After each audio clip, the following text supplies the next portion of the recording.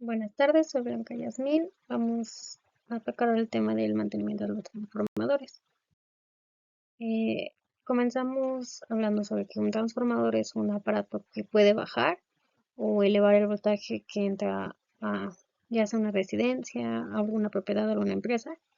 Es capaz de mantener una misma potencia y transfiere energía de un circuito eléctrico al siguiente con la misma frecuencia. Su principio de funcionamiento se basa en que usa la ley de inducción electromagnética de Faraday para funcionar, la cual nos dice que la tasa de cambio del enlace del flujo con respecto al tiempo es directamente proporcional al campo electromagnético inducido en una bobina o conductor.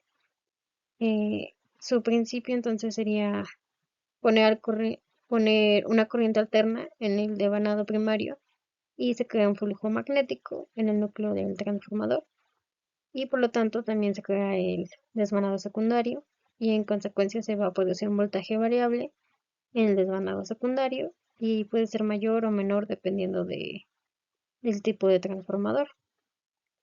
Eh, el transformador se compone de dos bobinas que tienen un número de vueltas alrededor, las dos unidas por un material. Se aplica un voltaje de corriente alterna al desvanado primario, lo que genera un campo magnético. Se traslada a través del material ferromagnético al desvanado secundario. Y este voltaje va a depender de tres factores: la cantidad de vueltas que tiene el desvanado primario, la cantidad de vueltas que va a tener el desvanado secundario y el voltaje aplicado. Eh, Entre sus componentes, bueno, un transformador simple se compone al menos de tres partes que son indispensables para su funcionamiento. Tenemos el desvanado primario o bobina primaria que está conectada a la fuente de energía y transporta la corriente alterna después de la línea de suministro. Puede ser un desvanado de bajo o alto voltaje, dependiendo de la aplicación que vaya a tener el transformador. El segundo componente tenemos el núcleo, es en donde se enrollan los desvanados y donde se produce el flujo magnético alterno. Por lo regular están construidos por una serie de láminas aisladas eléctricamente que sirven para minimizar corrientes parásitas. Y por último tenemos el desvanado secundario o bobina secundaria, que es la que suministra la energía a la carga y es donde se genera la fuerza electromotriz, o sea, el voltaje, por el cambio de magnetismo en el núcleo del cual se rodea. Puede ser de bajo o alto voltaje igualmente, dependiendo de la aplicación del transformador. Después tenemos el aislante dieléctrico de origen vegetal. Existen varias motivaciones para el uso de fluidos dieléctricos en base de aceites vegetales y sintéticos, como reemplazo de un aceite mineral en transformadores. Estos aceites vegetales tienen una gran conductividad térmica, mayor que la del aceite mineral, y por ello están mejor adecuados para la regulación de la temperatura del transformador. Los aceites son líquidos dieléctricos refrigerantes para el uso en transformadores de distribución y potencia. Estos pueden ser ya sean naturales o sintéticos o, o de elementos inorgánicos. Las especificaciones van a ser dependiendo del fabricante. Los fluidos pueden ser con compuestos biodegradables, combinados o con un pequeño porcentaje de aditivos para mejorar su funcionamiento. No, la ventaja de estos es que no sostendrán una flama, sino hay una fuente de alta energía para la ignición. Por ello, las distancias de seguridad son reducidas y la necesidad de sistemas de mitigación de fuego y sistemas de diluvio son reducidos también. Seguimos con los tipos de transformadores. Primero tenemos el de poste monofásico. Este se conecta a una línea de alta tensión de tipo unicornio o a dos líneas de alta tensión. Los transformadores monofásicos son empleados frecuentemente para suministrar energía eléctrica para alumbrado residencial, toma corrientes, acondicionamiento de aire y calefacción. Después tenemos el de pedestal monofásico. eh, Son equipos diseñados para reducir o aumentar la tensión eléctrica y se encuentran comúnmente en áreas urbanas y rurales, montados sobre pedestales, los que le permiten estar elevados y protegidos de la humedad y otros elementos. Son esenciales en la distribución eléctrica y se destacan por su versatilidad en aplicaciones de menor escala, como residencias y pequeños negocios.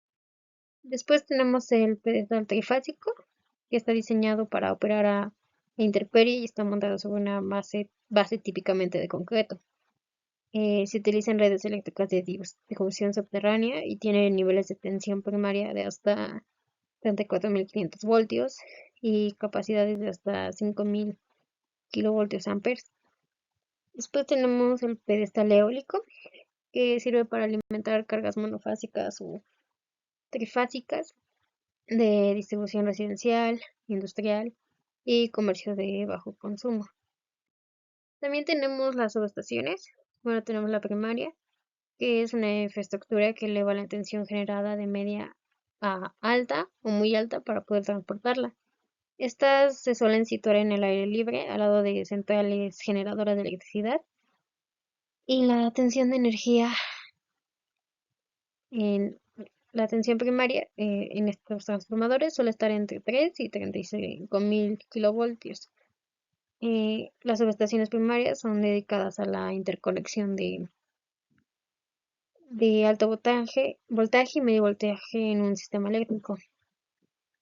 Luego tenemos la subestación secundaria, que es una infraestructura eléctrica que se encuentra cerca del centro de carga. Su transformador de distribución secundaria alimenta al consumidor a través de la línea de servicio, y estas subestaciones se sitúan al aire libre y su tensión primaria suele estar entre 3 y 35.000 kilovoltios.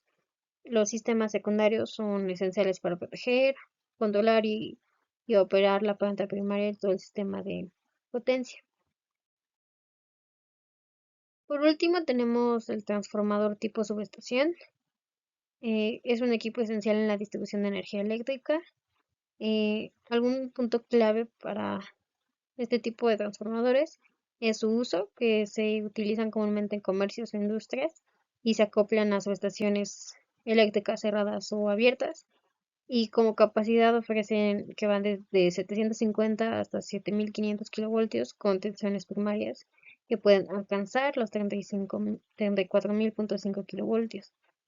Em, También su ventaja es que cumple con normas específicas, asegurando calidad y seguridad. Y existen transformadores llenos de aceite y sumergidos. Siempre están diseñados para el control de energía en el sistema de distribución, y estos transformadores son cruciales para garantizar un suministro eléctrico eficiente y seguro. Eh, Seguimos con el mantenimiento. Cuando existen fallas en transformadores, existe la posibilidad de realizar las reparaciones en el sitio para que se ahorren costos y tiempos. Como sabemos, la falla de transformadores implica problemas serios. El principal, indiscutiblemente, puede ser la suspensión del servicio de energía, situación que se debe solucionar lo más pronto posible. Una falla en los transformadores puede implicar la suspensión parcial o total de las actividades, lo que podría generar grandes pérdidas económicas debidas a la improductividad o a los costos de reparación. Continuamos con el mantenimiento predictivo.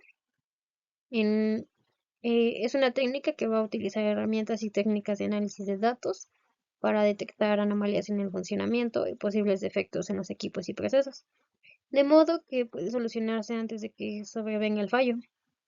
El mantenimiento predictivo para los transformadores debería incluir las tareas fundamentales de analizar aceites, el estado de aislamiento del papel de los bobinados, mediciones eléctricas, eliminación de pérdidas de aceite, verificación de funcionamiento de las protecciones, limpieza de transformadores y el ajuste de las conexiones y bulonería.